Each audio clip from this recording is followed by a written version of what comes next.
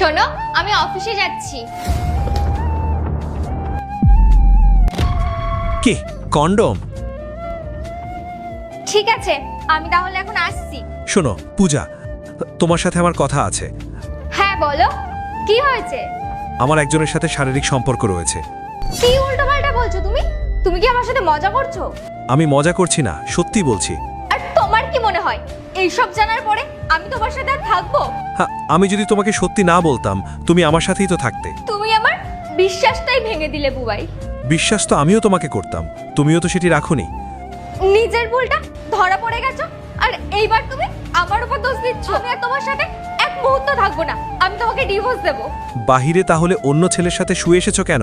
কি বলছো তুমি এসব? যা মুখে আসছে তাই বলবে?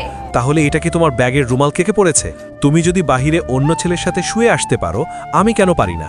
বুবাই, আমি জানি না এটা আমার রুমালে কিভাবে আসলো। বন্ধুরা, এর পার্টে কি ঘটছে এটি দেখার জন্য আল্লাহর এই সুন্দর নামটি দেখে যে ভিডিওতে লাইক করে চ্যানেলটি সাবস্ক্রাইব করে দিবে। হে আল্লাহ, তুমি তাদেরকে হজ করা তৌফিক দান করো।